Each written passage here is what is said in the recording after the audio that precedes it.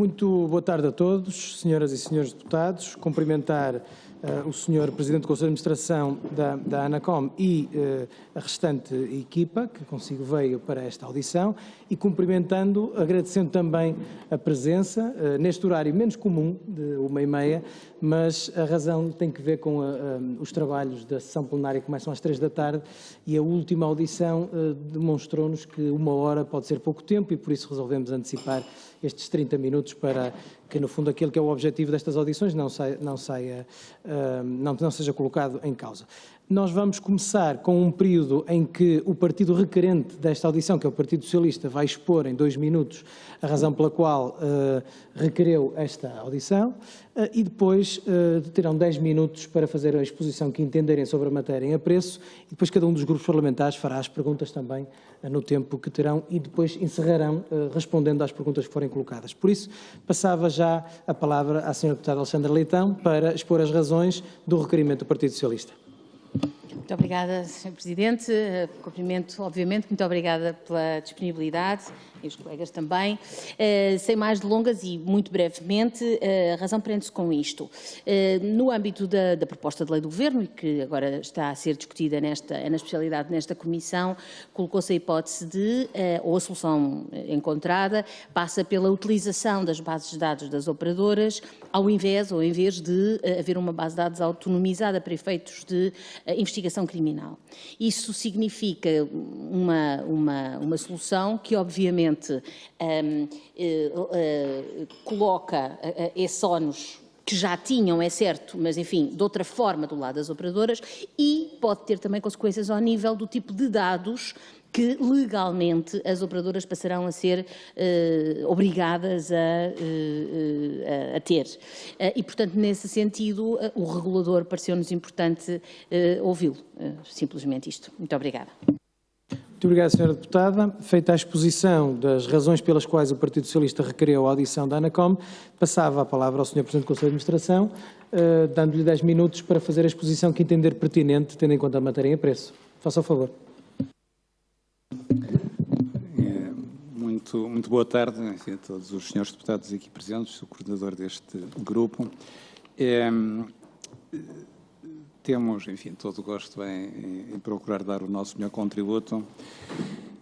Relativamente à proposta que está a ser sujeito de análise, portanto, só para não estar equivocado, a proposta de lei número 1115, não é? Que tem, enfim, como objeto, como está no seu preâmbulo, responder, enfim, às dificuldades criadas do ponto de vista de acesso à informação na sequência da declaração de inconstitucionalidade da anterior Lei 32 de 2008 e, portanto, nesse contexto, enfim, esclarecido que está qual é o âmbito dessa proposta e a remissão que é feita, se bem entendemos, para alterações pontuais à Lei 41 de 2004. E, portanto, se entendemos bem aquilo que está proposto, mas não tivemos, enfim, a oportunidade de interagir com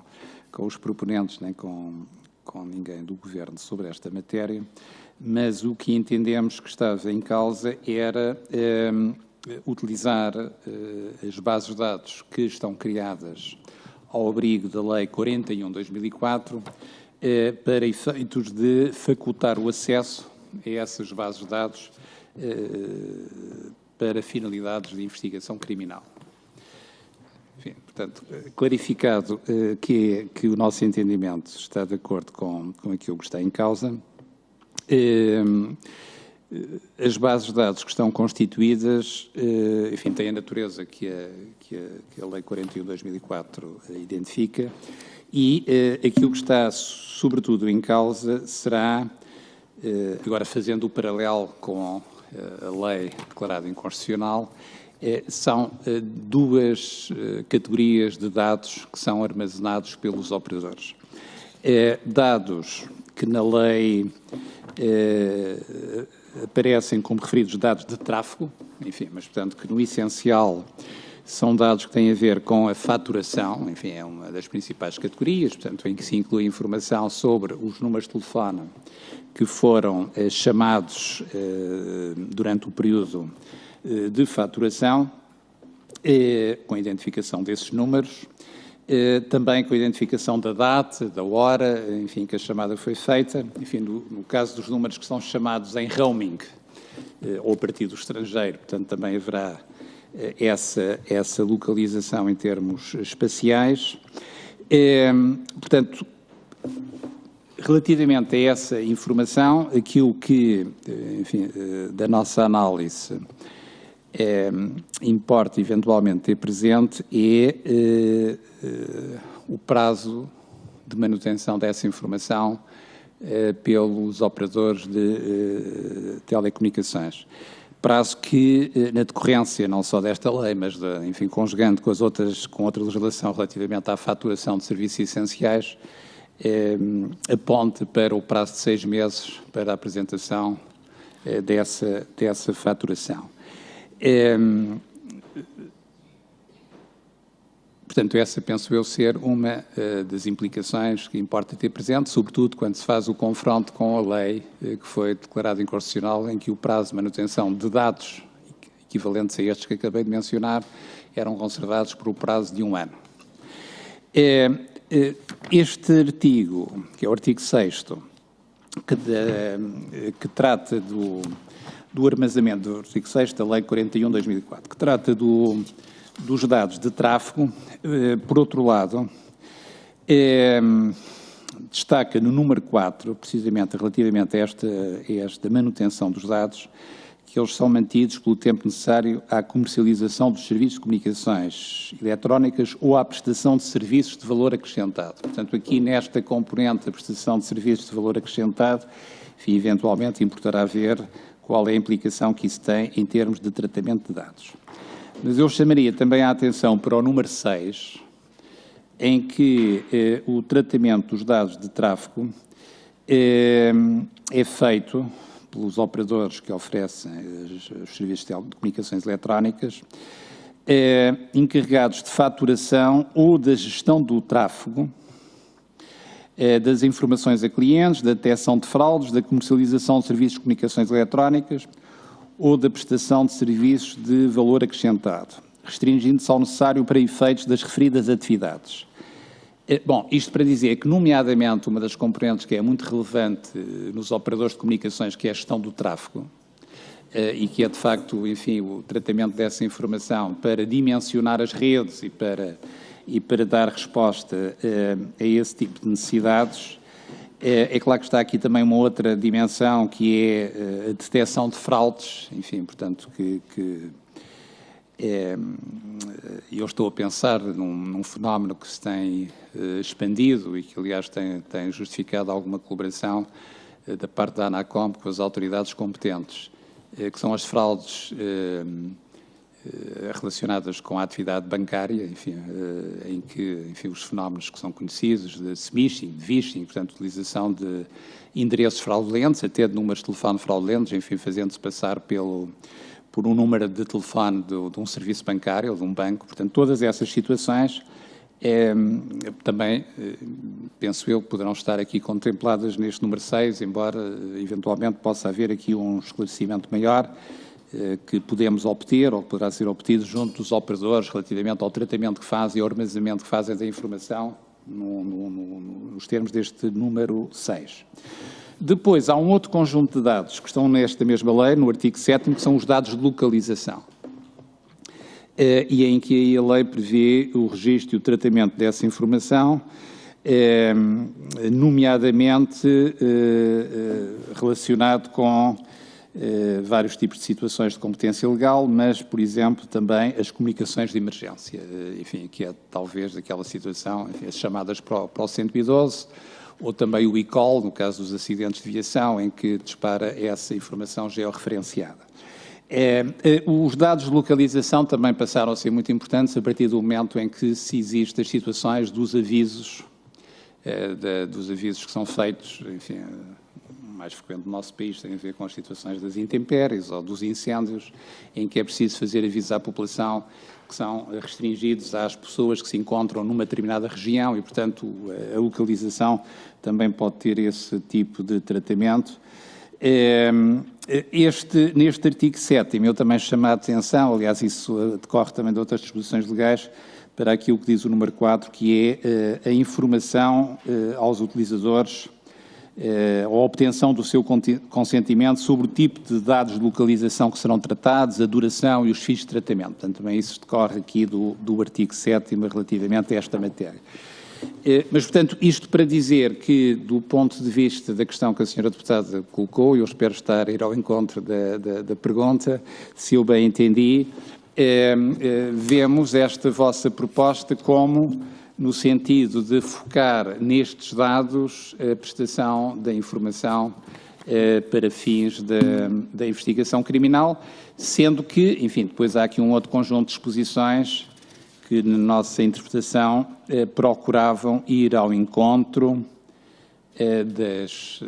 daquilo que decorre da declaração de inconstitucionalidade relativamente à lei que foi declarada inconstitucional. E, portanto, numa primeira resposta, mas, enfim, procurando, eventualmente, se for o caso, aprofundar algum destes pontos, não sei se há alguma questão que quisesse que... Vamos... Muito obrigado. Queria agradecer a exposição inicial que fez, esclarecer que a primeira exposição da Sra. Deputada Alexandra Leitão foi explicativa das razões pelas quais requereu a presença da ANACOM, ou o seu partido requereu a presença da ANACOM nesta audição. Agora sim teremos uma parte relativa a perguntas dos diferentes partidos, cada qual com 5 minutos para a elaboração da pergunta e para tecer as considerações que entenderem ser devidas, e depois os senhores terão no final um período para responder às perguntas que agora sim serão efetuadas. Corrigir aqui um lapso meu inicial, porque cumprimentei os representantes da ANACOM como um todo e, portanto, queria informar, não apenas cumprimentar novamente, mas informar que temos o Sr. Dr. João Cadete Matos, que é o Presidente do Conselho de Administração, os Srs. Drs. Pedro Ferreira e Hilda Matos, que são respectivamente o Diretor do Gabinete de Apoio ao Conselho de Administração e a Diretora do Gabinete de Comunicação, e o Sr. Engenheiro João Filipe Alves, que é o responsável de Segurança.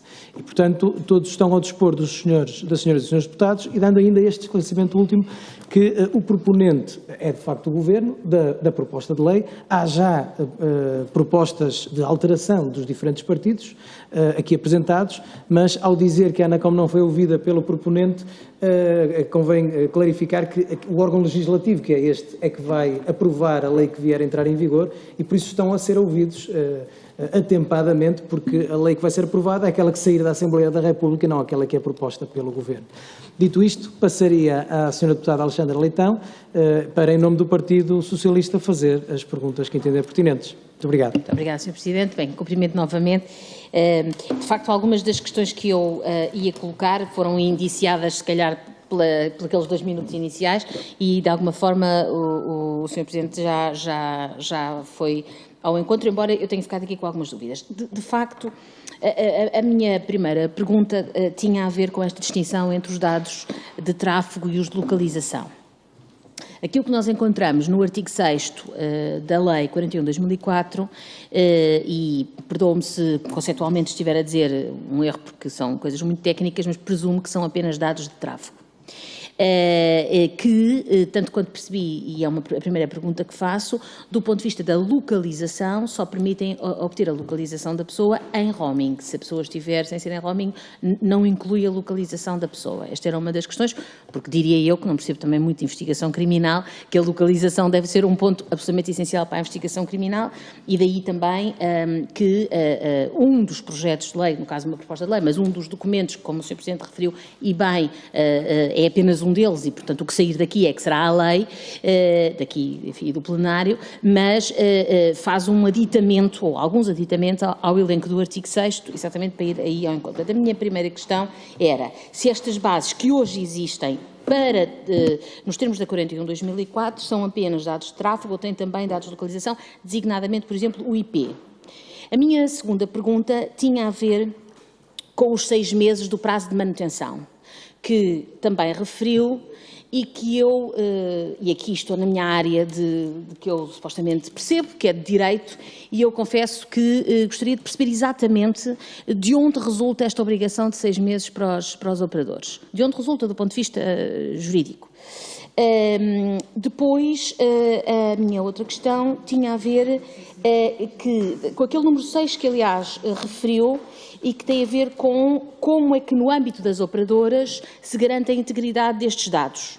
E porquê que eu estou a fazer esta pergunta? Porque a partir do momento em que a base de dados será, eventualmente, caso seja aprovado nestes termos, obviamente, mas a partir do momento em que a base de dados contenha outros dados que não os contém hoje, exatamente são os dados que são necessários, não propriamente para o operador, mas para a investigação criminal, a integridade dos mesmos, se já era muitíssimo importante, diria eu, ainda mais importante se torna, e, portanto, em que termos é que essa integridade e quem a ela tem acesso é garantida e também, e perdoa-me a pergunta, se a ANACOM tem algum papel nesta garantia de integridade dos dados, no que toca, inclusivamente, aos próprios funcionários das operadoras.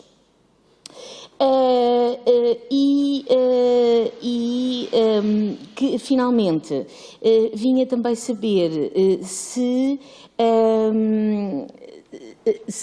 do ponto de vista, digamos assim, conceitual, e aqui se calhar a pergunta suscita alguma opinião pessoal, mas permita-me fazê-la na mesma, a inclusão numa base de dados que tem uma função essencialmente comercial deste tipo de dados, do outro tipo de dados, o que é importante para a investigação criminal é, do ponto de vista técnico, conceitualmente correta, digamos assim, ou seja, se é algo que se pode exigir às operadoras que guardem quando assumidamente se está a pedir-lhes que o façam para um fim que eles comercialmente aparentemente não precisam. Enfim, eu tenho esta dúvida porque acho que para que este paradigma funcione é preciso que percebamos muito bem se as duas bases de dados ou se de facto esta base de dados que passa a ser uma única para dois efeitos tão diversos como fins comerciais e fins de investigação criminal, conceitualmente se isto é algo que se possa exigir às operadoras, bem, imagino que se possa legalmente, naturalmente, e se elas estão preparadas para isto, se a integridade destes dados estando na posse das operadoras se fica garantida, porque muitos deles serão guardados e nunca serão investigados. Felizmente, a maior parte de nós nunca seremos investigados nestas matérias. E, portanto, eram essencialmente estas perguntas e agradecendo desde já. Muito obrigada. Muito obrigado, Sra. Deputada. Eu queria, senhoras e senhores deputados, pôr à vossa consideração, tal como fizemos outra vez, em nome não tanto da eficiência, mas da proficiência dos trabalhos, como ainda não são 2 horas, perguntar-vos se acham que é mais oportuno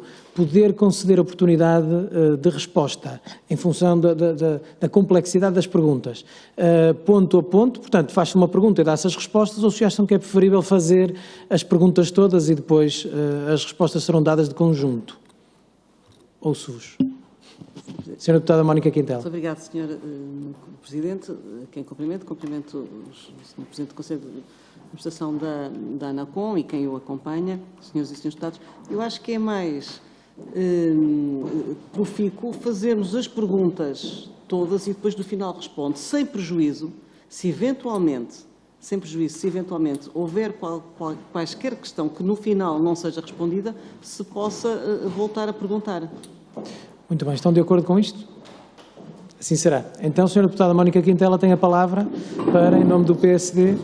Sim, claro. Posso... Tenho que carregar bem. Não, eu só queria perguntar se posso perguntar à Sra. Deputada um pedido de esclarecimento sobre uma pergunta que fez, porque não entendi quando falou nos outros dados. Se calhar se pudesse esclarecer já na parte final da sua pergunta, quando referiu outros dados, estava a pensar essencialmente na localização e no IP, que foi os 2 que mencionou, ou mais alguma coisa?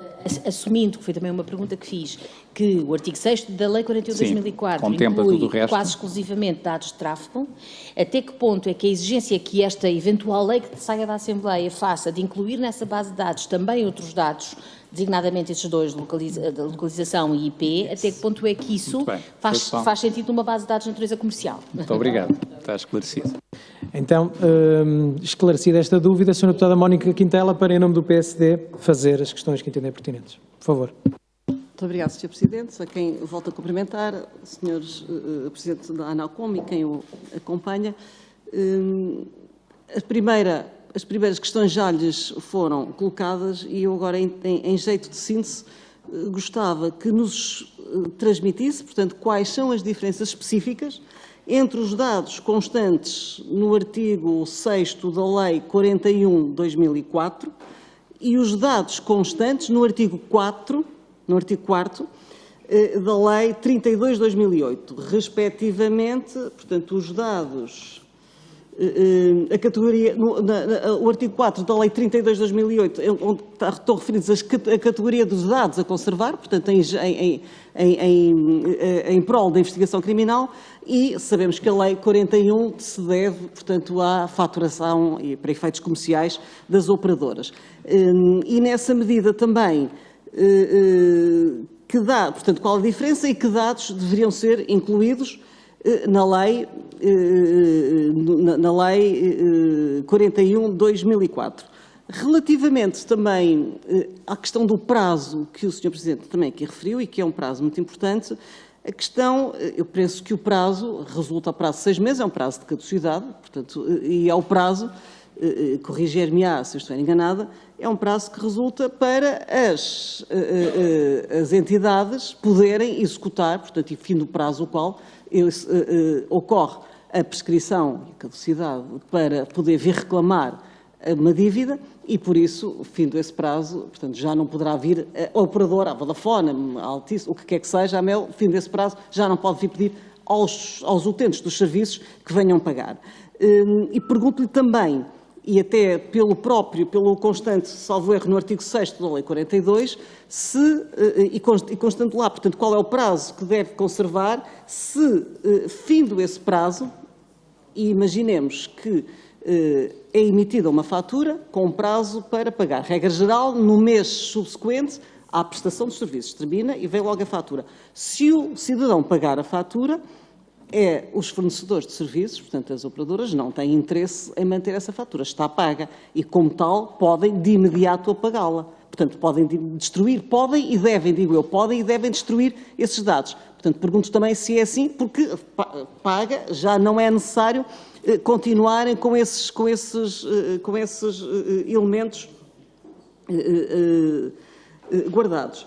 E pergunto-lhes também, e atendendo às respostas que deram por escrito às questões que foram suscitadas por este grupo de trabalho e às competências que nos transmitiram, designadamente do artigo, portanto, com a competência para o artigo 17 da Lei 32/2008 e vertendo esse artigo 17 sobre a avaliação, onde consta que no fim de cada período de 2 anos a CNPD, em colaboração com a ANACOM, procede a uma avaliação de todos os procedimentos previstos na presente lei, elabora um relatório detalhado, do qual pode incluir recomendações cujo conteúdo deve ser transmitido à Assembleia da República e ao Governo. Eu pergunto se têm feito estes relatórios e, dentro destes relatórios, se os tiverem, presumo que tenham transmitido à Assembleia da República, não é esta Comissão, portanto não há primeira Comissão dos Assuntos Constitucionais, das Liberdades e Garantias, que dados constam, que estão vertidos nesses relatórios, que possam ter interesse para a matéria a legislar no âmbito deste grupo de trabalho.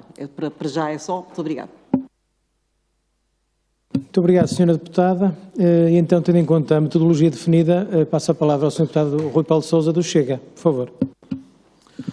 Sr. Presidente, Sr. Presidente da ANACOM, restantes membros da direção, caros colegas, quero começar por agradecer a vossa presença aqui neste grupo de trabalho e os esclarecimentos que nos podem prestar. As perguntas que vou fazer, a primeira é, enquanto Presidente da entidade reguladora, é a ANACOM que regula a forma como as operadoras de telecomunicações fazem a gestão dos dados, ou seja, refiro-me à questão desde metodologia, segurança, até algum nível de equipamentos, ou seja, se regulam de alguma forma esse tipo de processo concreto da gestão dos dados através das operadoras. Uma segunda pergunta é, nós através da audição ao Diretor-Geral da Polícia Judiciária ficámos com uma indicação que poderá, e aliás a deputada Alexandra Leitão há pouco também falou um pouco disso, poderá não ser do interesse das operadoras o guardar realmente determinados dados, por uma questão até financeira ou comercial, ou seja o que for, mas poderá, de alguma forma, esses dados não ser do interesse delas, manterem o registro durante X tempo, a não ser que se encontre, se calhar, alguma solução económica ou qualquer outra solução que lhes permita realmente fazer esse tipo de trabalho relativamente aos dados. E, portanto, desse ponto de vista, se vocês têm alguma ideia das condições que consideram necessárias para que as operadoras possam, digamos, cumprir essa obrigação caso avance e cumpram essas disposições legais. Finalmente, consideram que as operadoras conseguem garantir a segurança dos dados tanto a nível físico como ao nível da cibersegurança? Digo isto porque estamos a falar para já poder ter que guardar os dados, sei lá, desde 3, 6 meses a um ano, que obrigará alguns recursos, ainda poderão ser vastos nesse sentido, de infraestrutura, e também a questão da cibersegurança, porque, como vemos todos os dias, está a haver cada vez mais ataques a várias instituições, e obviamente que eles também serão alvos do mesmo, e se realmente eles conseguem também a esse nível manter essa segurança que nos deixa todos, de alguma forma, descansados contra essa situação. Eram as perguntas que eu tinha a fazer. Obrigado. Muito obrigado, Sr. Deputado. Em seguida, passo a palavra à Sra. Deputada Patrícia Gil Vaz, da Iniciativa Liberal. Faça o favor. Obrigada, Sr. Coordenador. Cumprimentar os restantes deputados e os senhores representantes do Conselho de Administração da ANACOM.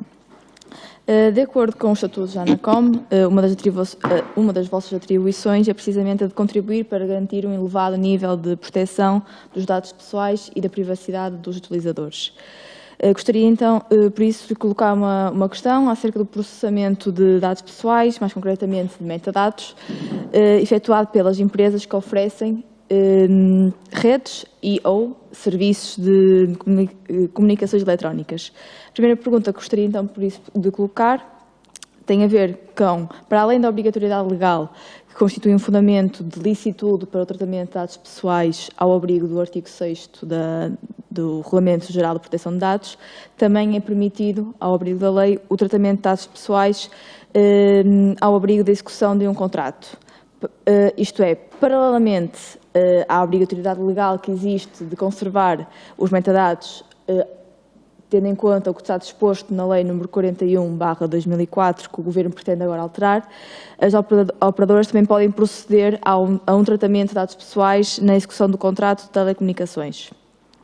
A pergunta concreta é, então, saber qual é o prazo que, tipicamente, as operadoras conservam os dados processados ao abrigo da tal execução contratual com o consumidor. Isto porque existe o registro da chamada, existe registros de dados de localização de telefone e gostávamos de perceber durante quanto tempo é que estes registros são, então, conservados. E se podem eventualmente ser eliminados logo imediatamente no fim de uma chamada, por exemplo. Em caso afirmativo, saber, e sendo este prazo de um mês ou mais, saber em que casos excepcionais é que se pode abrir este prazo de eliminação dos dados podem ser admitidos. E depois fazer aqui uma contextualização, o porquê destas perguntas. De acordo com as operadoras nos vieram informar, sabemos que o prazo de conservação dos dados ao abrigo da tal Lei 41/2004 é de 6 meses. Através das respostas dos Estados-membros da União Europeia sobre esta matéria, no Conselho de Ministros da Justiça da União Europeia, existe um exemplo da Finlândia em que estes metadados são conservados pelas operadoras durante um mês. Isto assume uma particular importância, porque existe atualmente na lei portuguesa, mais concretamente no artigo 14 da lei do cibercrime, um mecanismo que permite às autoridades judiciárias intimarem as operadoras e, por isso mesmo, conseguirem aceder aos dados. E estes dados poderá ter aqui um efeito útil, dependendo então do prazo de conservação dos mesmos. Neste caso, se o prazo for muito curto, como acontece, por exemplo, na Finlândia, como referi, quando a autoridade judiciária identificar um suspeito e requerer o acesso aos dados de tráfego e localização, estes já terão sido eliminados. Qual é a vossa opinião? Gostaríamos de saber qual é a vossa opinião relativamente a este prazo de um mês, se é justificável ou não. Obrigada. Muito obrigado, Sra. Deputada. E para concluir o período de perguntas dos partidos e grupos parlamentares representados, o Sr. Deputado Pedro Filipe Soares tem a palavra do Bloco de Esquerda. Por favor.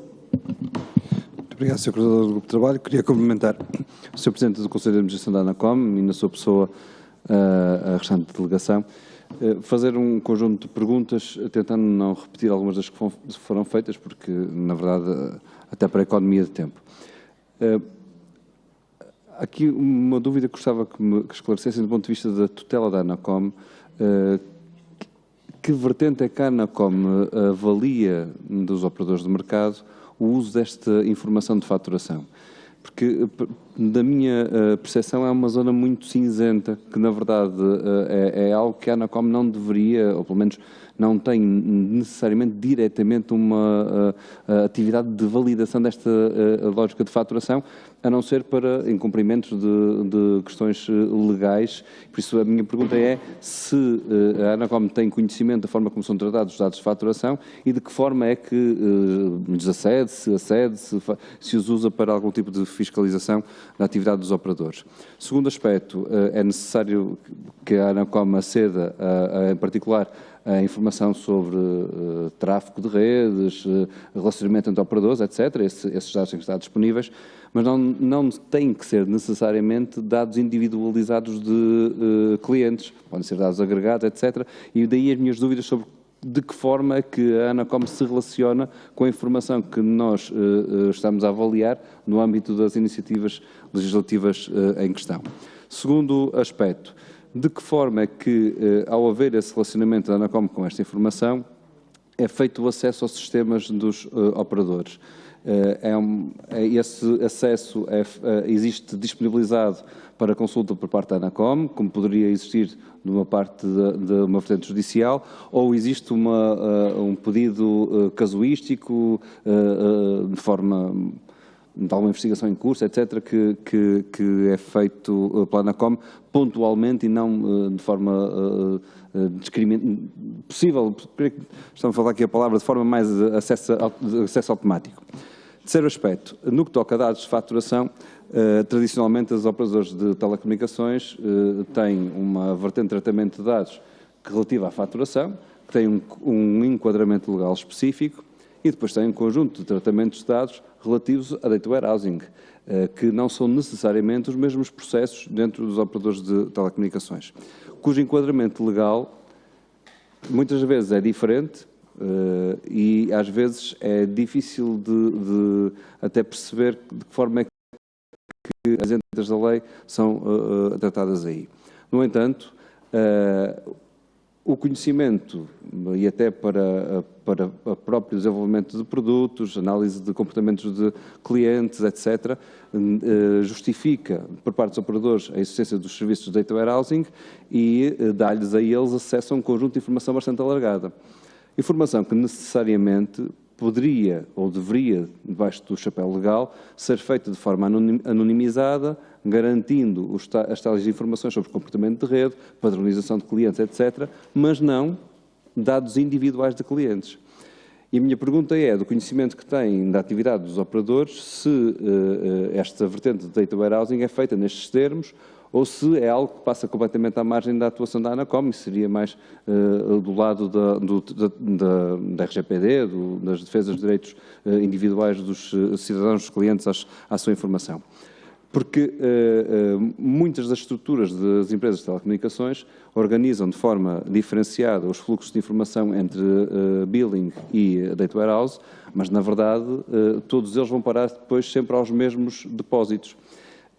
E há aqui umas zonas que são difíceis de avaliar, e gostava de saber se a ANACOM faz, para perceber se, de facto, os dados de faturação são que têm uma obrigação de destruição legal após X tempo, são mesmo destruídos, ou se são depois apenas armazenados nos tais data warehouses que servem para a atividade das empresas, para o conhecimento das empresas e para uma existência para lá da realidade que a lei permite.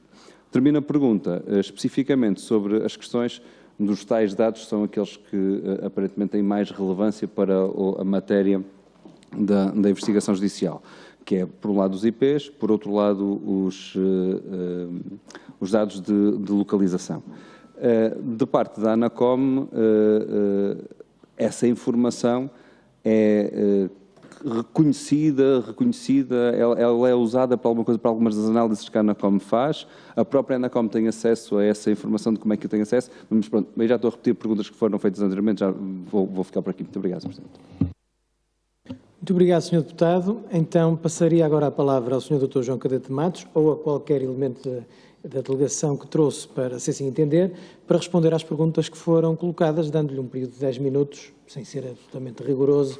Se for necessário mais, a circunstância de termos começado à 1h30 dá-nos margem para isso. Faça o favor. Agradecendo, enfim, todas as questões e, eventualmente, combinando algumas delas, penso que facilita o entendimento das respostas também que vamos procurar dar. E iria procurar organizar a resposta agregando, penso que 3 tópicos principais que emergem do conjunto de questões. A primeira é quanto à especificação dos dados em si, portanto, e nomeadamente a questão que a senhora deputada colocou do confronto do artigo 4º relativamente ao detalhe dos dados. Portanto, enfim, para tentarmos, enfim, concretizar que dados em concreto é que estão em causa. Depois há uma segunda questão que tem a ver, um segundo grupo de questões que tem a ver com os prazos, nas várias dimensões, quer os prazos legais, quer os prazos que também agora foram referidos de conservação das bases de dados.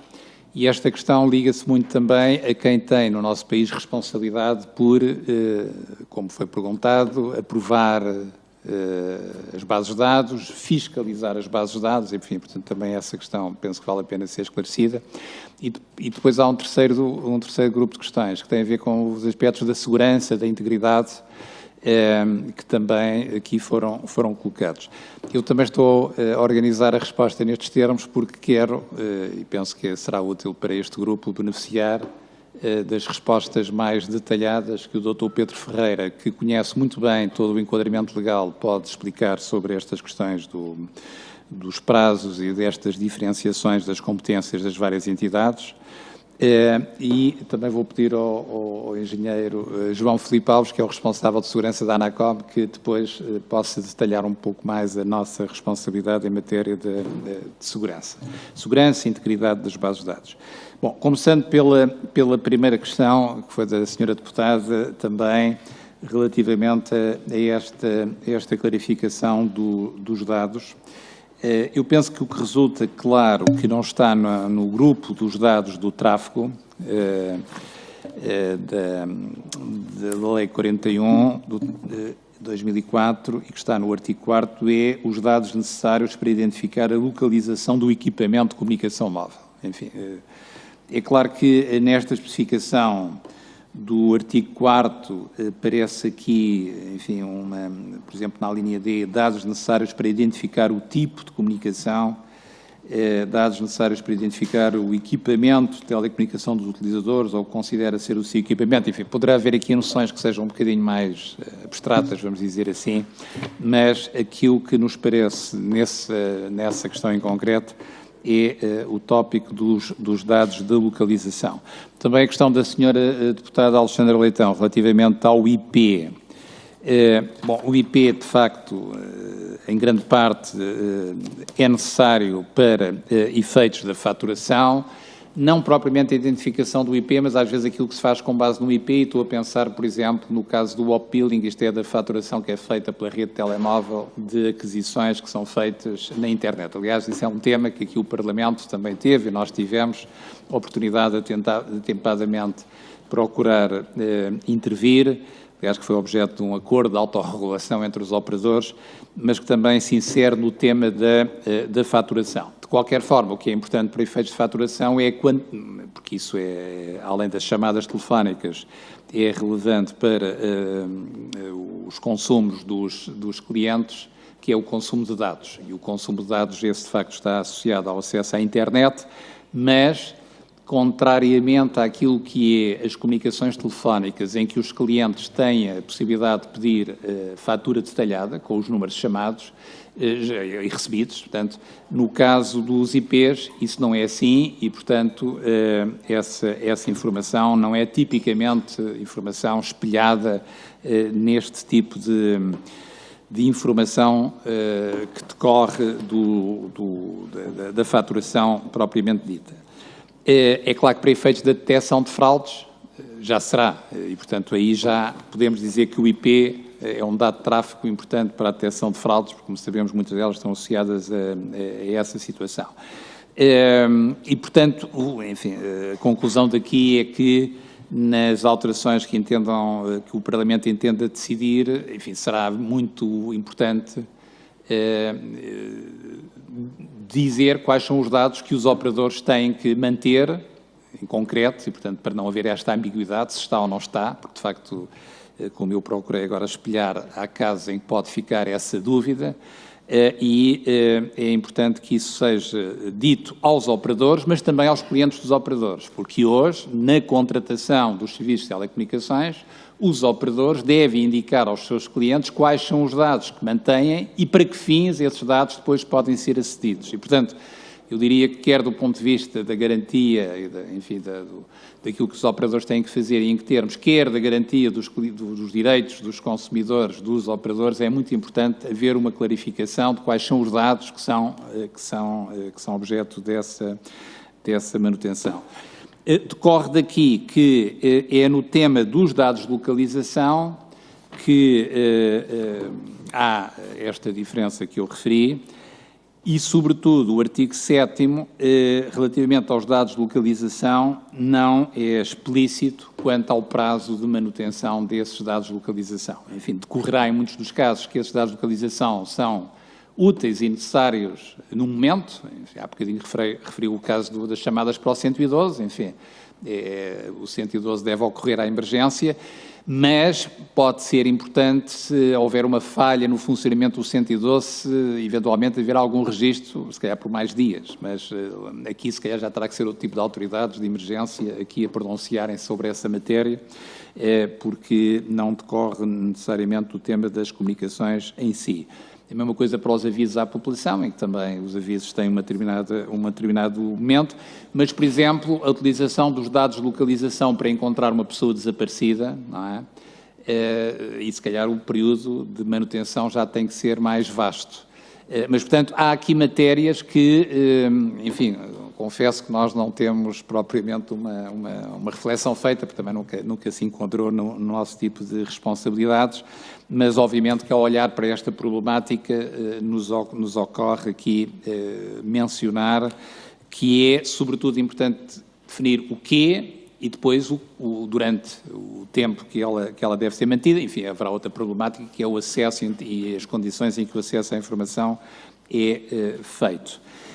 Sobre este primeiro tópico, e talvez clarificando também a questão dos prazos legais, Dr. Pedro Ferreira, talvez aqui eu lhe passe a palavra, você conhece melhor esse tópico. E se quiser também completar alguma coisa daquilo que eu acabei de dizer, faça favor. Boa tarde. Sim, talvez começasse por dizer que a ANACOM, nesta matéria, tem competências que estão muito bem definidas na Lei 41. E depois também podemos falar das obrigações de reporte que temos no artigo 17, mas na Lei 41 temos obrigações relativamente definidas, que assim, se pode poder dizer que são mais em matéria de segurança do que propriamente nestas matérias estamos aqui a falar no artigo 6 e 7. Mas, enfim, podemos dar o nosso contributo, obviamente. Para estes artigos, para estas matérias, há uma outra entidade que é competente. Uma pergunta muito específica que foi feita, qual é o prazo aqui de guarda para efeitos de faturação.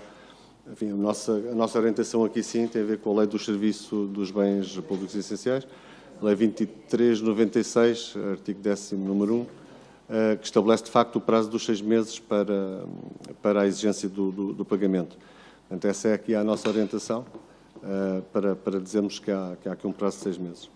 Dr. Pedro Ferreira, há aqui um outro, se me permite, só para clarificar este ponto, há aqui uma outra decorrência da faturação, que é a possibilidade que o consumidor tem de reclamar relativamente a essa faturação. E esta reclamação, por vezes, passa, como bem sabemos, e nós temos registro disso, porque recebemos essa informação, em o valor faturado, o consumidor não querer uma justificação detalhada, e isso pode implicar a prestação dessa informação na decorrência dessa reclamação. E é frequente acontecer casos desses em que a fatura é de tal forma de grandeza, por exemplo, o valor de chamadas em roaming, e isso pode implicar e para isso, para a reclamação também há um prazo, e, portanto, isto só para dizer que depois da fatura recebida pode acontecer esta necessidade de gerir as reclamações. Sim, exatamente. Esta é a regra. Claro, pode haver aqui outros prazos contratualmente acertados entre o cliente e o operador. Enfim, nós estamos habituados a ter um pagamento mensal, mas pode haver outras formas de pagamento. Portanto, o momento a partir do qual começa a contar esse prazo pode ser diferente. Quanto ao artigo 17 e às obrigações da ANACOM, enfim, acho que o que está previsto nessa disposição é que a CNPD, enfim, a iniciativa será da CNPD com a colaboração da ANACOM. De facto, podemos confirmar que até ao momento não recebemos esse pedido de colaboração. Não. Eu aqui talvez possa também ser mais, ainda completar, porque esta já tem a ver com a questão da integridade e da avaliação e da segurança que foi colocada. E que tem a ver com este artigo que decorria da Lei 31/2008.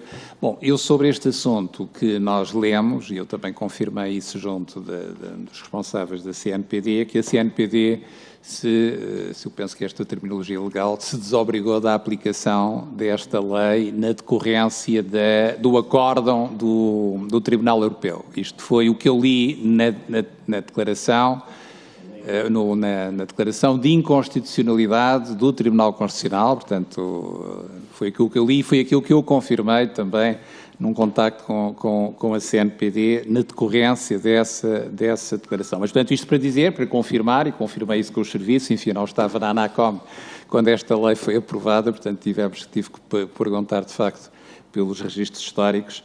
De facto, nunca existiu este pedido de colaboração à ANACOM para fazer estas avaliações, na sequência de entrada em vigor da lei. Também me foi explicado que a lei não entrou imediatamente em vigor em 2008, portanto, houve ali um período até que os operadores começaram a fornecer as bases de dados, mas eu penso que a CNPD sobre isso pode, com certeza, uma vez que esta responsabilidade é da CNPD. O que também aqui é importante dizer é que, além daquilo que o Decreto-Lei determina, na Lei 41/2004, enfim, estão previstos um conjunto de determinações relativamente à segurança do processamento e com responsabilidades atribuídas à ANACOM, e talvez em relação a essa matéria, o que é importante, mas talvez o engenheiro, se concordarem, o engenheiro João Filipe Alves, embora ele tenha esta responsabilidade também há menos tempo, não é desde esta altura, mas também explicar o que é que a ANACOM faz e quais são as suas competências nesta matéria e como é que as tem exercido, se concordar. Muito boa tarde a todos. Relativamente em concreto a estas matérias de segurança e integridade das redes e serviços de comunicações eletrónicas, a ANACOM tem publicado um regulamento 303/2019, de 1 de abril, que vem regular aqui uma quantidade de aspectos relativos à segurança e integridade das redes e serviços de comunicações eletrónicas. Ele está dividido em 3 grandes áreas, uma onde se define obrigações de medidas técnicas de segurança que os operadores devem implementar. Aqui a opção foi seguir boas práticas internacionais, a ANACOM seguiu, fruto também da sua participação em grupos internacionais, seguiu as melhores práticas da Agência Europeia de Segurança da Informação, a ENISA, onde os operadores têm um conjunto muito interessante de medidas aos quais estão obrigados, como, por exemplo, realizar um inventário dos seus ativos, realizar análise de risco, realizar exercícios de 2 em 2 anos, têm a obrigação de ter nomeado um responsável de segurança, que é a pessoa que é responsável pela implementação de todas estas medidas, tem que ter um ponto de contacto permanente para a interação de nível operacional entre as entidades competentes e esse operador. Tem que ter, depende da sua dimensão, uma equipe de resposta a incidentes de segurança. Tem que ter obrigatoriamente um plano de segurança e tem que fazer uma avaliação de risco anual. Depois, isto medidas genéricas. Em medidas técnicas concretas de segurança,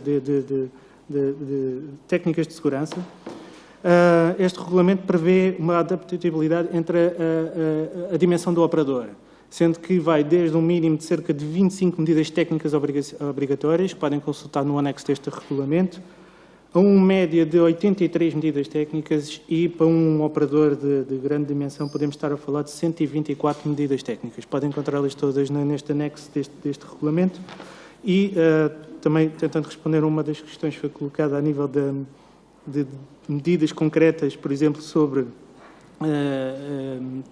os funcionários e colaboradores da empresa, se consultarem no anexo número 3, 5, 7 e 6 e 7, tem medidas concretas sobre o que é que o operador deve fazer sempre que há uma mudança de colaborador, o que o operador deve fazer sobre verificação de credenciais e de referenciais quando está a contratar um colaborador para uma determinada função, onde o operador deve definir claramente as funções e responsabilidades no domínio da segurança. Em questões de segurança física, também o número 9, 11, 12 e 13 tem questões específicas, medidas técnicas específicas de implementação obrigatória dos operadores sobre segurança física e ambiental, controle de acesso aos ativos, integridade dos ativos e por aí fora. E sobre estas medidas, o regulamento também define um segundo bloco sobre reporte de incidentes, mas para aqui a questão é sempre que há um incidente de segurança, o operador obrigatoriamente tem que reportar esse incidente à ANACOM, desde que caia dentro de uns certos patamares, o que é considerado um incidente de impacto relevante. E depois tem uma terceira fase de auditorias. Estas auditorias, é um regime de auditorias que é criado por este regulamento, prevê a auditoria ser realizada de 2 em 2 anos, tem 3 fases desta auditoria, pré-auditoria, durante a auditoria e pós-auditoria. O regulador é envolvido em praticamente todas as fases, desde a aprovação do próprio programa de auditoria. Dar nota aqui que, por exemplo, foi criadas condições até especiais, por exemplo, o operador tem que contratar uma entidade que lhe realize esta auditoria, mas a própria escolha da auditoria, da empresa que vai fazer a auditoria, tem certas condições, como, por exemplo, o operador não pode contratar mais do que 2 vezes seguidas a mesma empresa para realizar esta auditoria. Portanto, em traços muito gerais... Sim, tem que ser, agora se me permite, só para terminar, enfim, eu aqui só queria sublinhar o seguinte, porque esta pergunta penso que foi transversal. Nós estamos aqui a falar da segurança das comunicações, é claro que o ponto que está aqui hoje na agenda, que é os dados dos clientes, enfim, nestas suas várias vertentes, é apenas uma dessas componentes de segurança, mas, como bem sabemos, a segurança, e este regulamento tem toda uma abrangência, aliás, ele surgiu na antecâmara de uma temática que a nível europeu foi bastante batido, a propósito do 5G e da segurança das comunicações, dos fornecedores, portanto todos os senhores deputados sabem do que é que estou a falar e este tema tem todas essas dimensões. O que é importante clarificar é que relativamente, que essa questão foi colocada por vários dos senhores deputados, que é relativamente aos aspectos da organização, da gestão dos dados, do acesso aos dados, de facto a ANACOM, enfim, há competências que não são da ANACOM, e a ANACOM não tem, para responder também objetivamente a uma pergunta que foi colocada, acesso a esses dados, a não ser quando necessita de fazer uma operação de auditoria. Eu dou o exemplo de uma ação de fiscalização que nós fizemos relativamente às chamadas dos postos públicos. Isto no contexto da avaliação que foi feita do Serviço Universal de Postos Públicos. Bom, aí fomos ao operador verificar as chamadas dos postos públicos, a sua quantidade, enfim, quando detectamos alguma falha, atuamos sobre essa falha, mas, portanto, essa clarificação é importante, portanto, não existe uma base de dados centralizada. Também é importante dizer o seguinte, a ANACOM tem a responsabilidade de atribuir os números. os números de telefone, os blocos de numeração, como nós chamamos, aos operadores. E, portanto, nós não temos sequer uma base de dados dos clientes, não sabemos aquele número a quem pertence. Aliás, essa base de dados, como sabemos, existiu historicamente uma base de dados, toda a gente conhecia pelo 118, que era dos números dos clientes, dos operadores, que também hoje não existe, porque a maior parte dos clientes, aliás, não quer que os seus nomes constem dessas bases de dados. Mas, portanto, o que isso significa é que os tribunais, às vezes, fazem essa pergunta à ANACOM, a quem pertence aquele número, e a informação que a ANACOM dispõe é a que operador é que esse número está atribuído. E, como sabem também, existe um regime de portabilidade e, portanto, o operador pode transmitir aquele número para outro operador e esse registro também fica feito e é mantida essa portabilidade, esse registro dos operadores, eles têm que o manter durante 5 anos para precisamente saber a quem é que o número pertence. Enfim, também existe uma outra dimensão que em Portugal, enfim, teremos que refletir como evolui, que é dos cartões que são vendidos anonimamente, isto é, que não há registro do titular do cartão.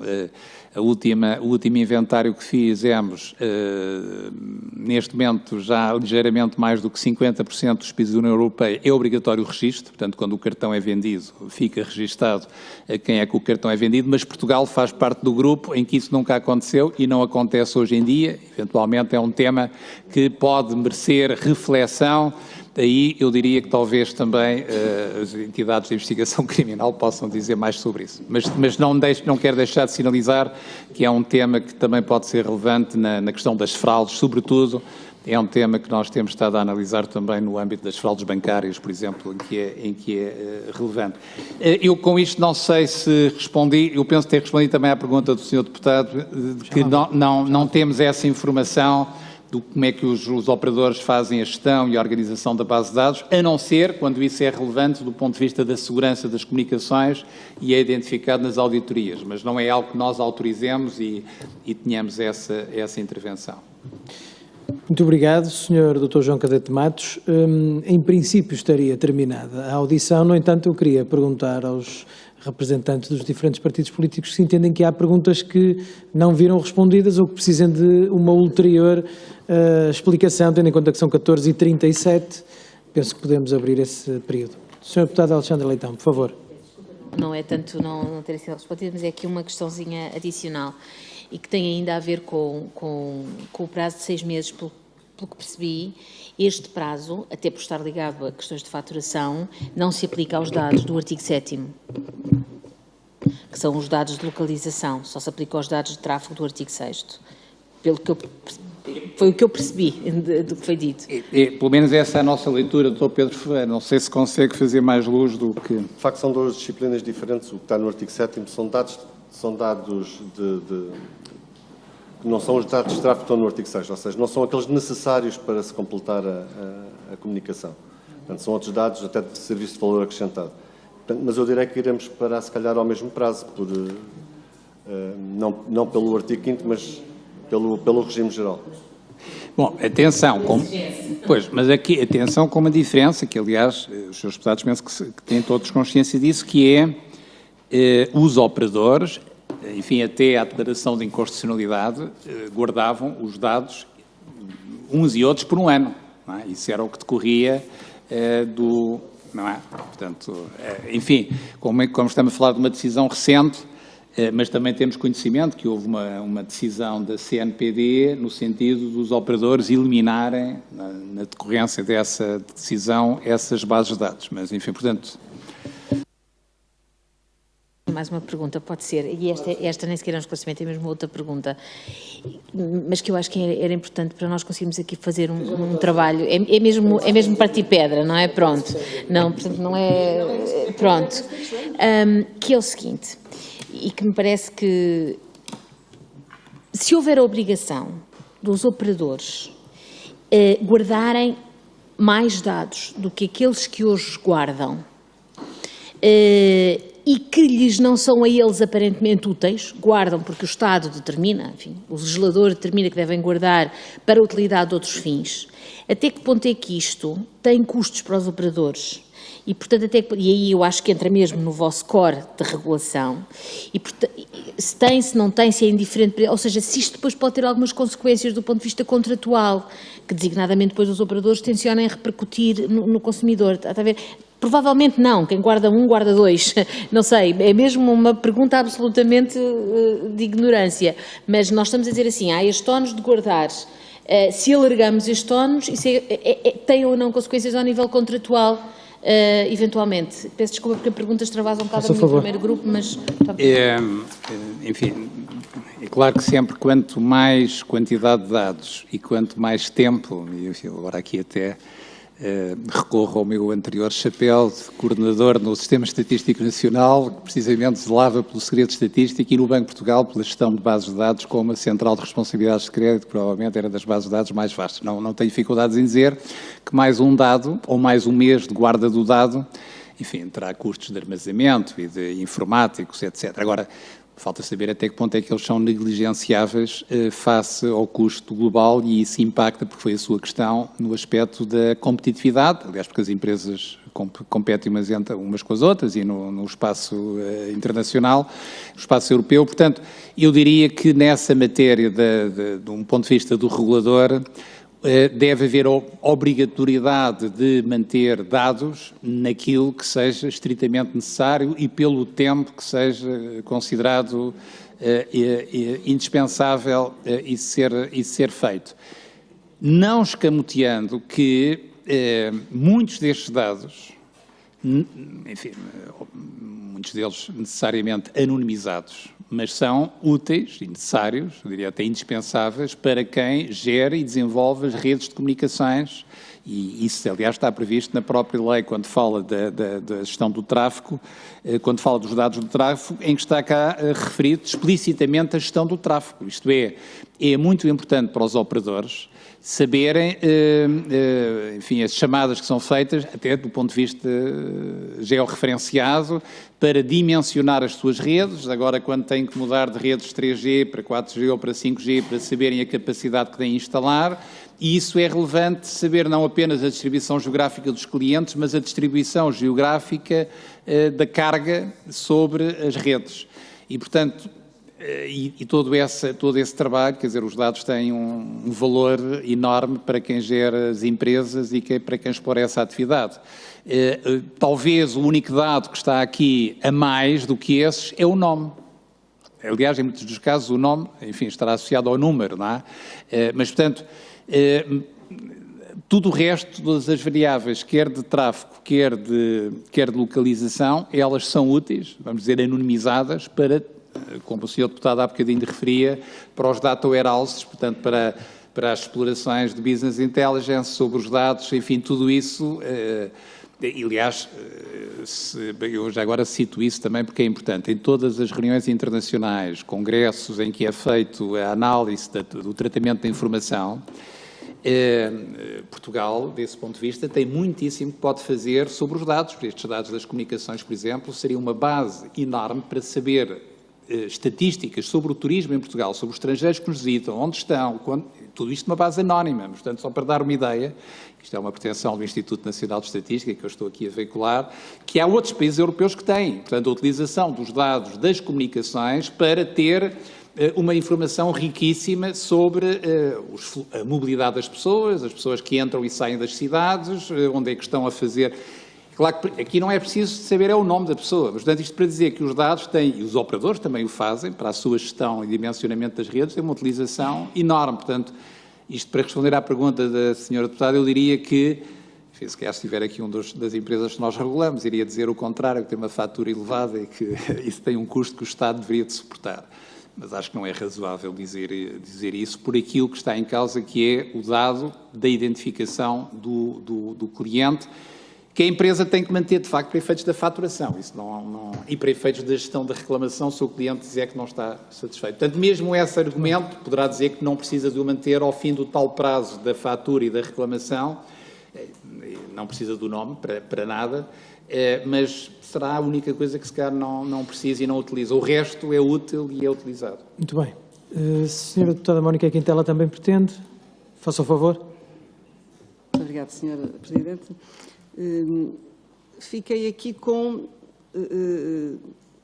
com uma dúvida, ou melhor, gostava de os ouvir referir sobre esta questão. Mais uma vez, nos prazos, nos termos das disposições conjugadas, respectivamente, o artigo 316 do Código Civil, que é o que remete, para o qual remete a faturação dos dados de localização, portanto, e que já não são vertidos na Lei 41 de 2004, e depois, para os dados da Lei 41 de 2004, é o artigo 10º da Lei 23 de 96, portanto, como já aqui foi referido, da Lei dos Serviços Públicos, que diz expressamente, no seu número 1, que o direito ao recebimento do preço do serviço prestado, portanto, o direito ao recebimento do preço, prescreve no prazo de 6 meses após a sua prestação. Isto sobre a epígrafe de prescrição e caducidade, portanto, do artigo 10º. Eu volto a perguntar, tirando os casos de reclamação, e sendo este um prazo até designadamente para as operadoras instaurarem um procedimento injuntivo para cobrança de dívida, tirando isso, numa relação, numa transação comercial normal, ou seja, emitida a fatura ao fim do mês da prestação de serviço, pago no prazo legal, enfim, ou no prazo que dão, para pagar, não sei, uma semana, 10 dias, o que for, se efetivamente algo impede que de imediato, ou seja, no fundo estes 6 meses podem ser reduzidos a 1 mês se a fatura for logo paga e se não houver nenhuma reclamação. É a questão que volto a perguntar. Portanto, isto é um prazo de prescrição. Numa relação normal, numa relação comercial normal, serviço prestado, fatura apresentada, pagamento efetuado, recibo dado, acabou, já não é necessário conservar estes dados. Não só não é necessário, como nos termos da Lei 41 não devem ser, porque já não são necessários. Pergunto se isto é assim ou não. Outra questão que queria aqui deixar, e que vem também na senda da intervenção do Sr. Presidente, e que há muito tempo que eu tenho pensado nisto e que acho que era importante ficar consignada, ser feita esta alteração, que é o seguinte: referiu que termos de faturação, as chamadas de emergência e aquelas de faturação gratuita não constam na faturação, precisamente porque são gratuitas. Muitas vezes nos vemos deparados no âmbito da investigação em que alguém está aflito e telefona, por exemplo, para o 112, até para chamar o CODU, ou uma situação de emergência, e que depois necessita de ter o comprovativo de que fez essa chamada. E quando recebe a faturação, ela não consta lá. Pode ficar no telefone durante o período que guarda aquelas, portanto, até X números de chamada, penso que são 10, que aparece no ecrã do telefone, mas, fim disso, ela não aparece. Eu, como advogada, já me vi confrontada várias vezes com estas situações de vítimas a necessitarem de comprovar que tinham feito aquela chamada e ela não aparece. Eu pergunto, e sem que também isso possa consubstanciar quaisquer agravamentos de custos para os consumidores, se há algum inconveniente em que essas chamadas, sendo gratuitas, portanto, passem a constar na faturação, num quadro à parte e dizendo não são cobradas, portanto, não são cobradas, mas foram efetuadas, porque isso é importante em sede de investigação criminal. Muito obrigado. Muito obrigado, Sra. Deputada. Agora passaria, não sei se o Sr. Deputado Rui Paulo Sousa também, não, mas a Sra. Deputada Patrícia Gil Vaz sinalizou que queria um esclarecimento adicional, por favor. Obrigada, Sr. Coordenador. Uma das questões que eu coloquei, e provavelmente posso me ter expressado mal e que não, por isso mesmo é que não foi respondida, era se, ao abrigo da execução contratual, qual é o prazo que atualmente está a ser praticado para a conservação dos dados. Não ao abrigo da Lei 41 de 2004, como eu referi, mas ao abrigo da execução contratual. Falou-se da gestão das redes, por exemplo. Estes dados são guardados para estes efeitos e, sim, durante quanto tempo? Obrigada. Obrigado. Isto porque a lei, o artigo 6º, fala sobre um tempo necessário de conservação dos dados. Qual é este tempo necessário? Muito obrigado, Sra. Deputada. O Sr. Deputado Pedro Filipe Soares também não pretende usar da palavra, portanto, dava-lhe a palavra, Sr. Presidente, para estas últimas questões. Eu penso que temos aqui dois conjuntos de questões das senhoras deputadas, estas quanto aos prazos e a questão quanto aos serviços de emergência, ao 112 e a tal possibilidade de ter informação detalhada. Enfim, quanto aos prazos, aquilo que nós aqui transmitimos é aquilo que, enquanto regulador das comunicações, enfim, e sobre este tema da faturação, como é óbvio, o tema principal que temos que gerir é que a faturação é bem feita e que os clientes, portanto, compete-nos proteger os consumidores, portanto, quando os consumidores reclamam, verificar que as suas reclamações são atendidas e que, de facto, não há abusos. E a situação que eu há pouco referi do op-billing, que deu um acréscimo de reclamações enorme em determinado momento no tempo, portanto, a faturação de serviços de valor acrescentado, enfim, tudo isso é temas que nós temos que zelar de acordo com as nossas competências. A conservação dos dados, no fundo é mais essa a questão que está aqui a ser suscitada, como também os senhores deputados sabem, decorre da Lei de Proteção de Dados e é a Comissão Nacional de Proteção de Dados que tem essa competência por definir as regras de conservação de dados e enfim, quando é que eles são eliminados. E eu digo isso também, mais uma vez, nós na ANACOM não temos bases de dados pessoais, não as recebemos, mas fazendo aqui o paralelo com o Banco de Portugal, com as bases de dados pessoais que tinha, aquela que eu referi do crédito ou a dos cheques, de facto as regras quanto à conservação dos dados eram objeto de aprovação pela CNPD e, portanto, eu penso que é uma questão que valerá a pena esclarecer com a CNPD. Isto sem prejuízo, desde já, nos colocarmos inteiramente à disponibilidade como regulador do setor, de colocar este tipo de questões e ter respostas da parte das empresas. Portanto, isso temos, se os senhores deputados virem isso com utilidade, podemos perfeitamente fazer esse diagnóstico, porque ele não decorre das nossas preocupações habituais, mas neste quadro podemos colaborar com todo o gosto nessa matéria. Quanto à questão do 112, enfim, há a situação que a senhora deputada referiu, eu acrescentava uma outra situação que também nos preocupou e que preocupa os responsáveis pela gestão dos serviços de emergência, que é as chamadas falsas, que é um problema muito grave, porque, enfim, há situações em que os meios de socorro são dirigidos para uma chamada falsa e isso, de facto, é extremamente lesivo. Isto para dizer que é um tema que já interagimos com a autoridade responsável por este serviço.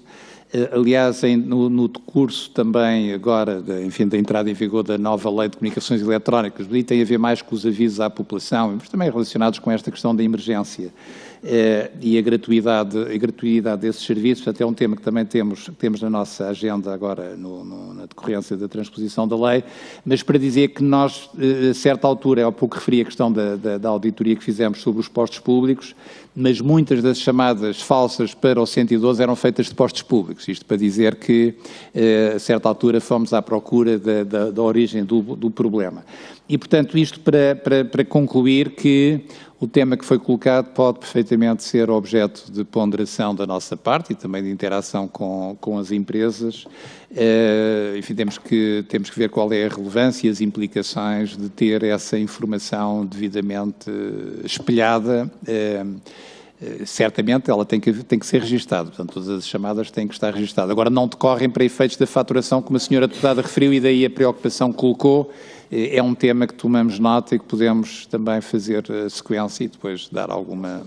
Já aconteceu, se me permite, oficiar, por exemplo, ao CODU, para que o Ministério Público oficiasse ao CODU, e eles têm esses registros, inclusive as chamadas gravadas, só que nem sempre, não vem na faturação e muitas vezes as vítimas e a investigação criminal não têm acesso a elas, até porque não sabe depois para quais docentes é que foram. Isso é muito importante. Se me permite, porque é um tema que eu há pouco, não sei se na primeira intervenção que fiz, se ficou devidamente também sublinhado da nossa parte.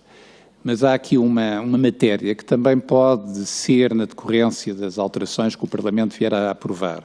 Há duas matérias, pelo menos, que eu gostava, antes de concluir, penso que estamos a chegar ao fim, de aqui sublinhar da nossa parte. Portanto, uma tem a ver com a questão do consentimento que os clientes dão relativamente à constituição destas bases de dados. E permitam-me também que faça aqui o paralelo com a Central de Responsabilidades de Crédito, em que, na relação contratual com os bancos, pensei que é para outros fins e tem outras implicações, mas os clientes autorizam a constituição de informação nessas bases de dados. Portanto, talvez aqui também possa a lei, enfim, tornar mais explícito isto numa ótica dos consumidores, os clientes dos serviços de comunicações, estarem totalmente conscientes do que é que implica e qual é a utilização que é feita e onde é que os dados ficam e para que é que servem. Eu penso que esse ponto, se eu bem percebi, também é relevante no contexto daquilo que tem sido o debate que temos acompanhado sobre este tema. O segundo ponto é relativamente a esta clarificação não sei se eu chamo clarificação por aquilo que foi dito relativamente ao que decorria do artigo 17º, de tal avaliação de 2 em 2 anos, que tanto quanto percebemos é uma ideia que está retomada do projeto que tem aqui em ponderação. Que esse, enfim, nós temos toda a disponibilidade para dar a nossa colaboração à CNPD, mas convém saber, nesta questão de autoridades, quem é responsável porquê. Portanto, não posso deixar de partilhar um certo incómodo, nós temos uma responsabilidade e depois como é que a exercemos? É claro que a exercemos na medida em que nos é pedida essa colaboração. Mas convém, de facto, haver uma clarificação de responsabilidades e de competências. Agora estou a falar aqui muito no domínio da integridade, da supervisão, da segurança, portanto também seria algo que nos pareceria bem no resultado da nova lei, porque isso dá muita segurança, penso que necessariamente ao Parlamento, mas também aos cidadãos em geral, saber quem é que vigia e assegura a integridade. E, como disse aqui o engenheiro João Filipe Alves, não sei se ele foi completamente explícito, no balanço que nós temos das ações de segurança, não temos aqui nenhum sinal de alarme que vos devêssemos transmitir nesta matéria e, de facto, o balanço é bastante positivo do cuidado que vemos, ele também decorre das normas e relativamente aos colaboradores e, no fundo, a evitar a tal utilização ilícita destas bases de dados para outros fins. Portanto, eu não posso deixar de sublinhar esse balanço muito positivo que, enquanto regulador, temos outras preocupações, mas esta, felizmente, não temos tido. Fica então terminada esta audição. Queria agradecer ao Sr. Dr. João Cadete de Matos e a toda a delegação da ANACOM que esteve aqui presente. Foi bastante útil esta audição, como é suposto que seja. Agradecer às senhoras e senhores deputados pela vossa colaboração e não sei se agora no final falaremos aqui 1 minuto sobre futuras reuniões, penso que sim. Deixem-me só acompanhar a saída. Deixe ficar, continuem.